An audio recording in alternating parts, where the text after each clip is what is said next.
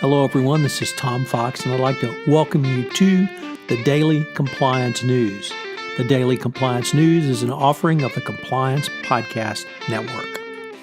January 23, 2019, the Horsemeat edition.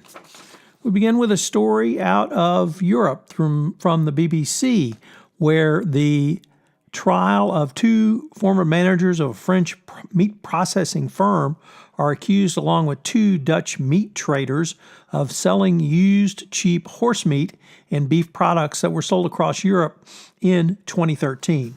This was certainly a disgusting scandal at the time, and quite a long time for these gentlemen to be brought to justice. Next up, in a story from the Financial Times, another U.S. company took a massive fine this week. First, it was Google over data privacy. Now it's MasterCard over restricting competition as EU regulators say the credit card group limited banks' ability to shop around between member states to offer lower fees, thereby restricting competition between banks and raising the cost of credit card payments for retailers and customers. Next up, the Stanford Daily has a very interesting article where it reports on a speech by Tyler Schultz and Erica Chung, who were two of the whistleblowers from the Theranos company, who described the atmosphere of the company as secret and toxic, yet it was an open secret that the founder and CEO, Elizabeth Holmes' famous blood testing technology was fake.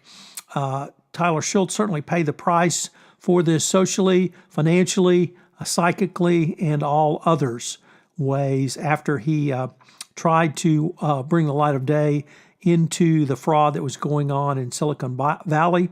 He said that he thinks that the greatest disinfectant is the light of day, and I could not agree more. Finally, we had a practice alert about avoiding pitfalls doing corporate investigations in Russia. It comes to us from Haynes Lewishitz, who wrote on the FCPA blog about this matter. He said there were several potential pitfalls, including whistleblower reports, as whistleblowers are not specially protected under Russian law. Their data protection requirements, the transfer of personal data, requires the consent of the relevant employee and a data transfer agreement with the local company. This obviously negatively impacts Western companies. When it comes to interviewing employees are free to choose whether or not to participate in an interview, and no sanctions can be given against them for failure to do so. There is no attorney-client privilege in Russia, so this is something that corporate legal folks need to be cognizant of. Also, cooperation with authorities, disciplinary measures, and self-reporting are all quite different in Russia. So these are something that you need to pay attention to if you're doing an investigation in Russia. Obviously, with the current political climate in the United States, there are a lot of sanctions against Russian companies, and this is going to make things very dicey for you, not only if you're doing business in Russia, but if you have to engage in an internal investigation. This is Tom Fox. If you have any ideas for the Daily Compliance News, please feel free to email me at tfox@tfoxlaw.com. I'd love to hear from you. This is Tom Fox. I'm the Compliance Evangelist.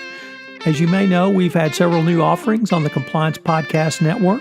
One of those includes Popcorn and Compliance, where Jay Rosen and I take a look at compliance through the lens of movies, both current, contemporary movies, and classic movies. Also premiering in December. And finally, Mary Shirley and Lisa Fine have premiered their new podcast, Great Women on Compliance. I hope you will check that out. It's a great podcast series. We have several other offerings that we are in production and will go live after the first of the year on the Compliance Podcast Network.